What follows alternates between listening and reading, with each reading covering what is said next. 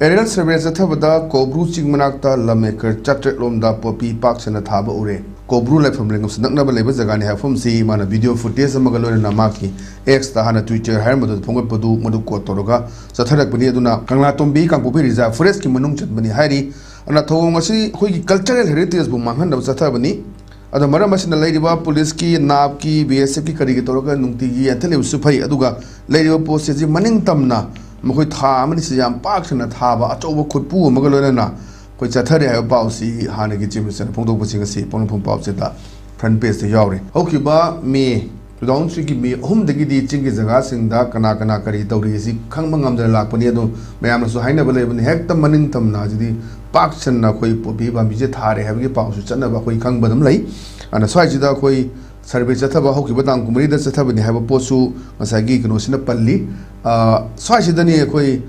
Manipur ki hauji leiba maruina koi golden triangle si khoi sumna kanda sip tawra bra haibi wafum bo mayam phongno na ba mayam leibani ana hana gi chim minister thamai ba koi aerial survey chathaba koubru sing manakta lam akar chatret lomda maruina makhan village state lei de ha posi koi social media la so koi hona u phangi ana sai da popi matang sida sab saba action number lokhattaba si karigino lokhabam thok tabra maduna maram ora kan dani achauba khoi issue um thola ke sin sai de kare phum thamini David Manipur si India ki manungda sai khoi ngasi gi ngarang pangthok khiba khoi ngasagi nan khoi constitution day do constitution day ga du court de lakni ko daji court de lakni ko se constitution kari hari gi habdu khoi hai yang nabi adu Manipur si India ki manungda natrana manlem gi leibak khuding ki manungda angakpa leibak sung manungda angakpa khar khangal lo hai matamda adu Manipur si India ki manungda khading ngakpa state amagi manungda khoi Manipur dum johan bada thoidang ngai oida pot ama dum lakto re bada jiko mamdi sumna kandana sai sumna kandana koi na khading ngakpa si kai no ha daji haji India ki oina yam top leader union home minister obidi ba Amit Shah ji na daji khatang ji ha phok daga de hoina mu nungai ti daji duna Amit Shah ji na India da drug kamari na ba karte da drug ki lamari na ba posak si 0.01% ba India ki lemai dagi muthut kani na mara makok pong law de daji ko India ki lemai dagi 0.01% ba India ki lemai da drug si la heloi na mara makok pong law no compromise ka hai ne no compromise ka hai ne daji ko ada Manipur si part of India na tra ba ji daji ko shai hangdam lai ko na India ki lemai top leaders ko hangjage ba India ki lemai top leaders si da Manipur si part of India natrabra India ki state man natrabra ha ba question hangni ba maram di sai area sta ai ha ba sade ko daji ko ma sai ha ba sade Manipur da si hana ki former CM biram ba ko ki chirung thumam tamo birenda ngasi aerial survey chathaba da koubru sing manakta lam ekar chatret ko approximately chatret da sai da yarmak tawre ko lam ekar chatret lom da popi paak shanna thaba urae hai ji yamna define tawre se pham pire ko pham ju pire yamna masida area paak chawe square ekar pire ekar chatret kai ji hoi khangba su yawi ra mani ji ko masi ai khoina praja sun khoina pijani pot amana ekar chatret dai ji low pori don thok kan low pori kya no ji ko low pori kya no dai point don thok kan point masin kya no masi ko min da se ji ngarang na handa karai area do ma ko gi paper do yawi bani ekar ni fu hena paak chawe area ma yan that le ga en ta wam sung yaw re ko da ji ko Manipur da thoi ba problem si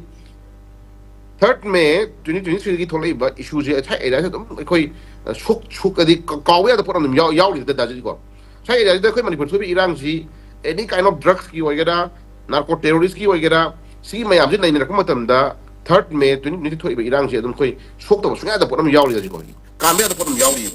3rd May 2023 ki tholai ba irang se kari horai ba kai do bai haurai ba kai do bai haul lai ba kana na kushem tawri ba kana na kushem tawri kushem lan tholi ba gai ji masi sai yam na hang kushem nam lai da ji ko ana ekar sa set kai ji low pari dem don thura di da ji pari ema gi pak chaw bo ji ekar 2.47 ekar ga mane na ko approximately sum thang da ji ko adu 2.47 ekar ga mane heta ga di hal 700 ekar heta ga 700 ekar ji pari dem on thura ga di pari chani ga marfu ko humdoi marfu mari mya oe ba ji ko 7.01.84 acres ka 699.1 acres ka aniji marak si da higher lay low pari chani ga marfu humdoi ga chani ga marfu mari ga higher lay ko 700 acres ki pak chaw ba ji adi low pari ram hotu ra ji hotu da low pari chani ga marfu humdoi chani ga marfu mari pak chaw area ma pak tak na uwa kakatlakan uwa yanthatlakan popi thana honar pai the forest department ke do legi ba question hang ba lei ko adagi oliba kang popi ko liba magi makhani ko liba village area gi lei ba forest department ke do legi number 1 number 2 sai area la jai ti makhan village ki singsang paring da charak makhan village hai re hai area sida adi kang popi district ki manung da lei makhan village hai re adu police station na kanagi police station no supermana police station hai re ko supermana police station namna ko liba area je police station namna ko liba area ji magi area ji kilometer chamni jongas hango area kon manate ba hajai bata na hajai posiko police station ko liba area je magi area ji area jurisdiction je chaurak na ekoi tampak ta haira ga di khudam mona se khaido iba impan thana da ko li area ji kasham chau na te ba jiko ana impan thana gi area manung da natra sinimai ps ki manung da natra na lampian ps ki manung da natra na whatever any kind of poison outpost hairo proper impan natra na se haida gi bada city manung sto si da jit haida gi bada tidim line da haira na number police station natra na bishnupur police station natra moirang police station magi police station ko li area je kasham pak chau area na te haida da jiko ana sapar mai na gi police station ko li area je sapar mai na gi police station ko li area ji kam chau pak chau area no khoi khunjin ngi moi da ko adu kilometer sorry low pari chani ga marfum do na low pari chani ga marfum mai pak chau ba 700 acre gi area ama maru maram kok thorak pa den na mana popi thana honar pa hi arai ba thok am na te ba ji ko sai area ji da mi masak chang mi manual chang ga di labor chang ni uwa hondo na ba mi chang ni den na mana sai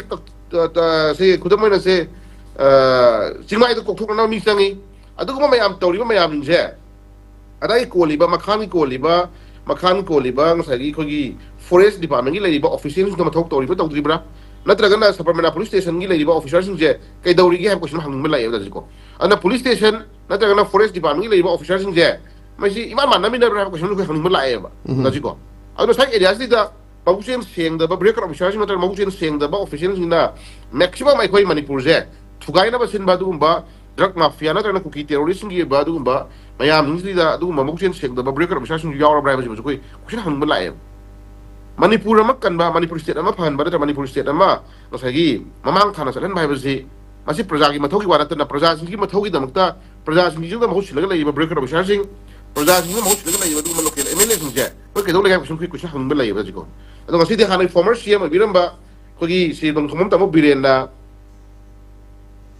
lam acre sakit 700 acre da koubru chimsang gi napom da lam acre 700 maru mara kok tho kan da popi thana na ba thok tori ga ha bo hi da jit masi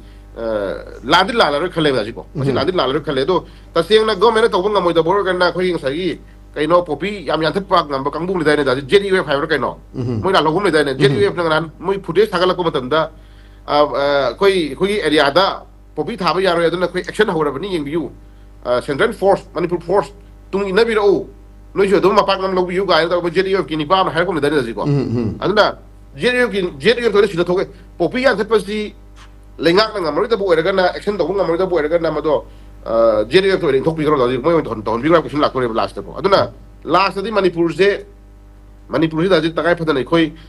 yam sathiba ko yam sathiba du gumba ngasagi icham chamba ngasagi popi thaba ngamba na ta yam sathiba to ngamba du ma power ko phada pa ngamba du gumba mioi kharana manipur je sagi dali habi gi ba khoi gano gi drug ki golden triangle khoi gi lady ba dum da lady ba side side to manipur lady da hang hang ko shundu da manipur da drug ki am chaw factory mako na ma oina na ba gi da mak tai khoi am chaw la long ma ya laga ai khoi manipur je drug ki la na ma hauraga laigre hauraga lairi drug ki la na ma hauna ba sem sare hauna na ba gi da mak dum micham ya ma han na ba dum da sem sare plan taro lai ba je ai khoi tongan ba breaker of shana to bangam ba du ba politician to bangam ba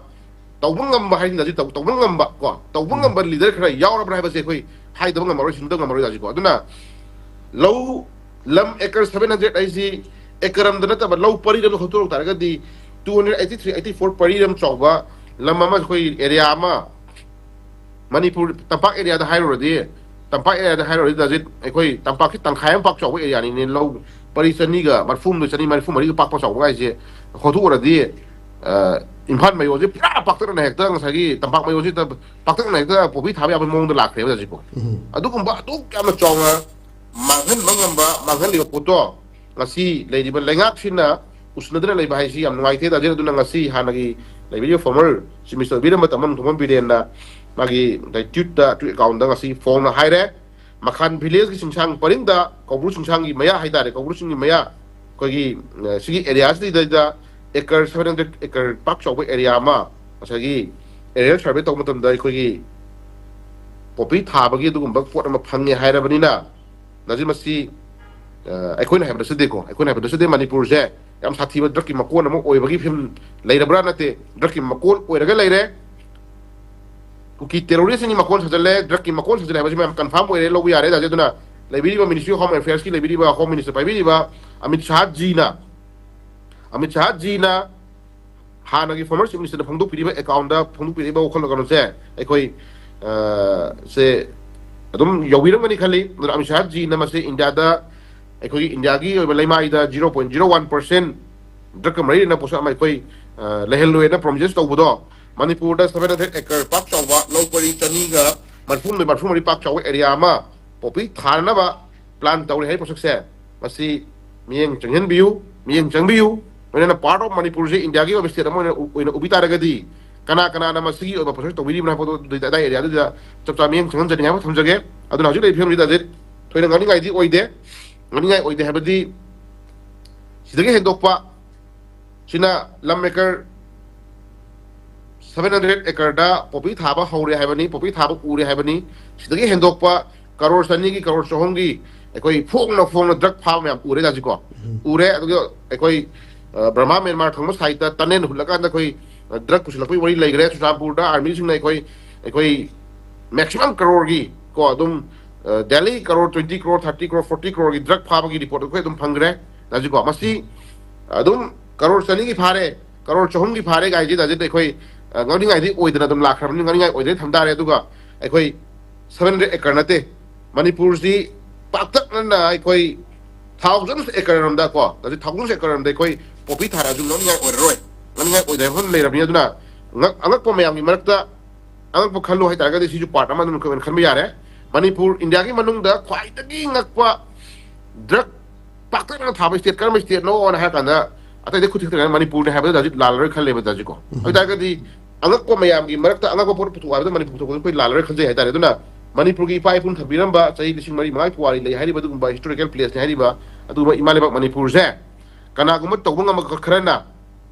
kana gum to bunga ma kharana daji Manipur ji punsu thugai na ba pungang mang na ba labi ma khoi yalla e hole ha ba ji khoi khamam changi adu na ju dari film je yam sathi ba lan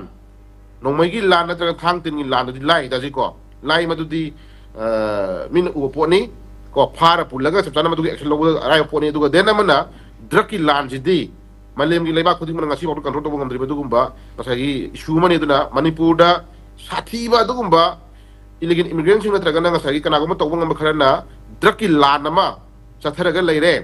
drug ki makon sajale drug ki lan tawna ko sem sare lan tare drug ki lan tare habje kasi lebiri badu gumba anga bathong ma yamin khambi le kan da mutang di ekoi Manipur je kanna na bona matam da ngasagi naraw hajagi ba wai kan si pangthok rang pangthok ri ba ekoi constitution day pangthok ki poto constitution yaw ri badu ma justice haiba wai do ekoi chingkhat pi da kan da sugum laba law na yada ba sugum ba Manipur ma praja ma miyam tungi milon ma kai na phona ri badu gumba mong ta thawak singje